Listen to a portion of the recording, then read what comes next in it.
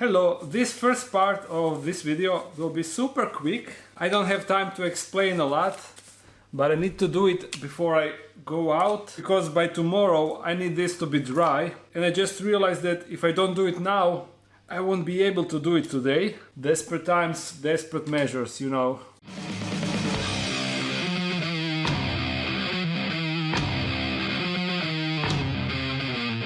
But I recently did the same build like this one, at least similar. I'm having a kind of different approach now. So if you haven't seen my Spiny Assassin guys build, I suggest you go and check it out. And everything will be crystal clear then, I promise that.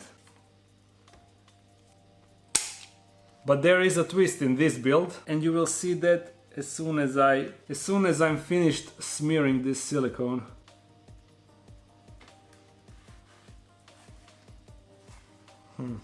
I can actually talk while I'm doing this, right? So this is built for other assassin guys. They also need a proper enclosure, and this will be their new home. For Spiny Assassin guys, I used, how can I say it, slimmer sheet of styrofoam, and this one is much wider, as you can see.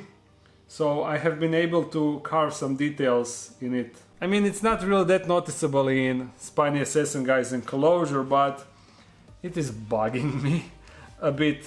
I love details, and that's why this got more details. And as you can see, I'm actually smearing the silicone on already attached styrofoam to the background, I mean to the back lid. And I'm already disliking this idea because black silicone is all over the enclosure. In theory this looked like a better option, but now I see that it really isn't. Next time I will do it the old-fashioned way. Make background first and then attach it to the back side. But if you don't try it, you can't really know that it won't work, right? The other different thing that I will be doing, as I said, I'm searching for my grandma recipe. So I will use different mixture. I mean, this is not a mixture. Different type of substrate for the background than in my Spiny Assassin guys build. Okay, I think that I have everything covered. Now you will see what I'm talking about. I have this dirt, you see? It is more like a dust because no battery. Oh, come on. The camera died. I mean the battery died. Whenever you are in the hurry, then always something needs to happen. This is plain dirt, but more like a dust, and I will use it as a background. We will see the result.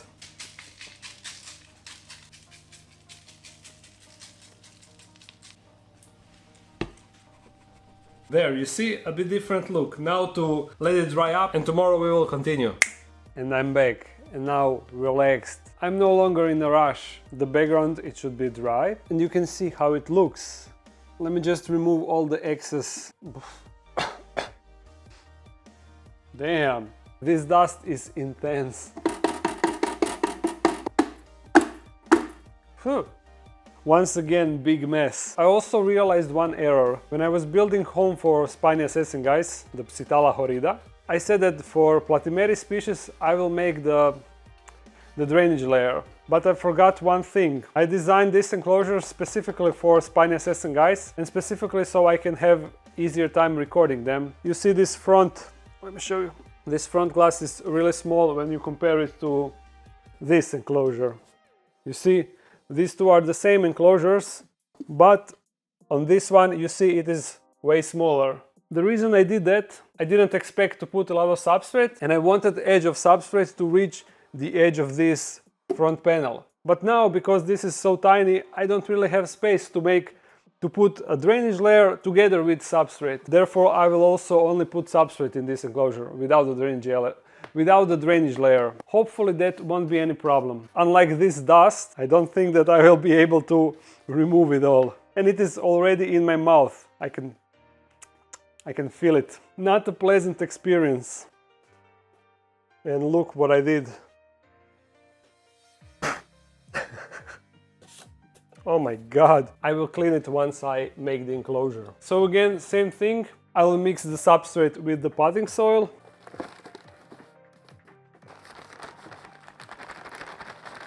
The organic potting soil without any fertilizers or anything added People are often wondering, why don't we just use the potting soil inside of our enclosures? I mean, why the bother with cocoa fiber and other stuff? And why not just go pure potting soil? The fact is, you can do it, but when you moist the potting soil, you get a nasty puddle of moist dirt and it is not really that nice. While the cocoa fiber is much more airy substrate and it absorbs a lot of water and moisture. And that's why you don't want to use a pure potting soil. At least from my perspective. I mean, it can work. Everything is possible. These are the cork barks that I will use. Let me just visualize how will I position them. Something like this, so we can watch under. That could potentially be really cool. Okay, you always want to kind of see the basic idea how you will set up the enclosure. Or you can just go with the flow, but it is good to have some guidelines. Position stuff around, try turning it around and messing with it. Experiment, that's the fun part. And once you get it right, then you are really satisfied. Take your time. Now, since I will be putting this, let me just put the camera up. Now you can see it more clearly. So like this, and I have some plants. I have this that is really performing badly. If you know how this plant looks, then you know that is really busted. So I hope that it will perform better in this enclosure. We will see. And also you see, together with that plant, we have this other plant growing on its own. So that is a nice bonus. Now where will we put this? Like somewhere here, and to push it something like that. Yeah, that will be cool. And then we will use, if you remember, we used part of this plant in crested gecko's enclosure, and this part unfortunately dried out. I guess I broke some wrong roots. And we will put that somewhere down here, and I will also put these smaller pieces of cork bark. Yeah, that is how it will go. Let's remove this now to plant the plant first.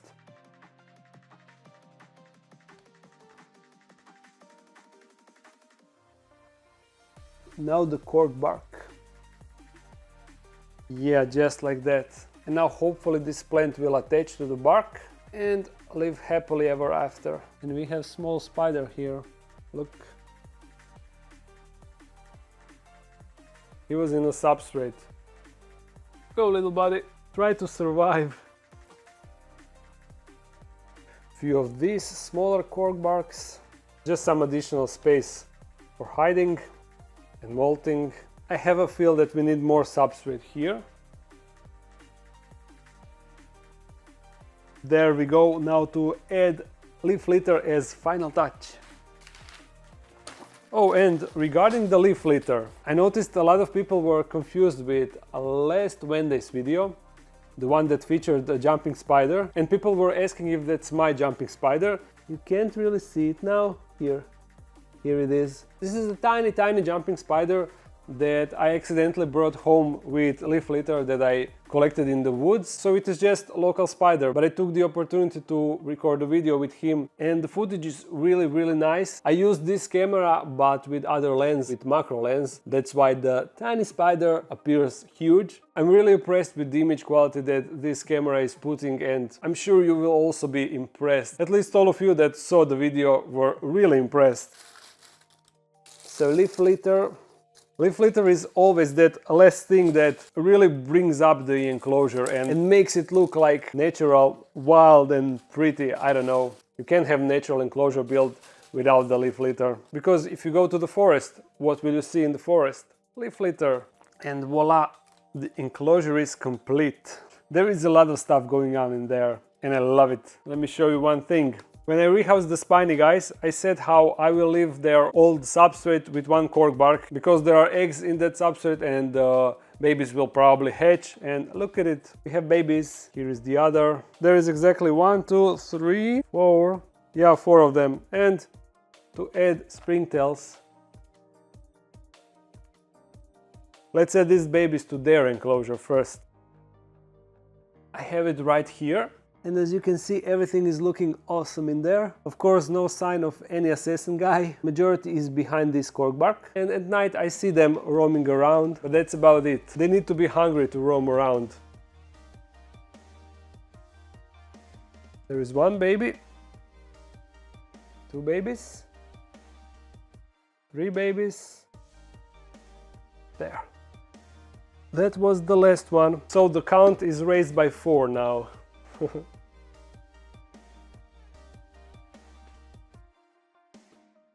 Let's see how we will handle this one. If you remember, we have 4 adults inside and also a bunch of babies. And 1 roach, I see. And also I made a mistake in this enclosure by putting this tube inside. Look at this gang. Let's get the adults first. I will hold it here. I hope that they aren't aggressive. Spiny assassin guys definitely aren't, but I'm not that sure for this. There we go. First one is in the house and down it goes.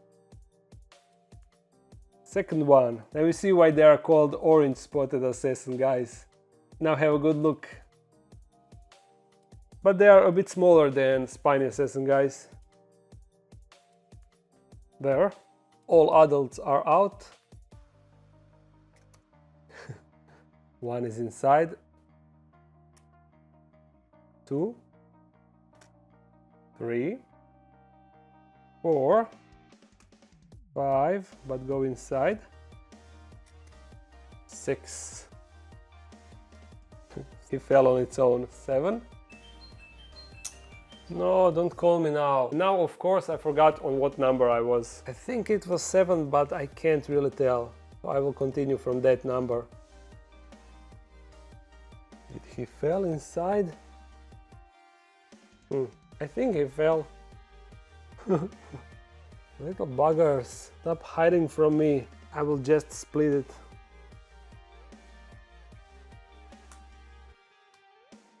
Look at them. Hiding there. A bunch of them ran down. Look at these two, just chilling around.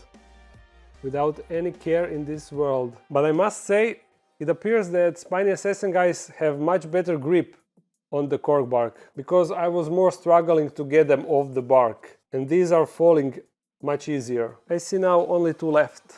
No, there is actually 5.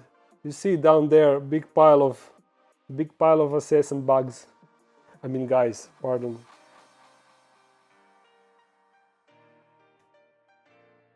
There was 7 in total in that small pile. Now the same thing, I will leave this cork bark inside, and as babies hatch we will add them to this enclosure. Now let's see if we can find any. Here is 1, 2, 3, 4, 5,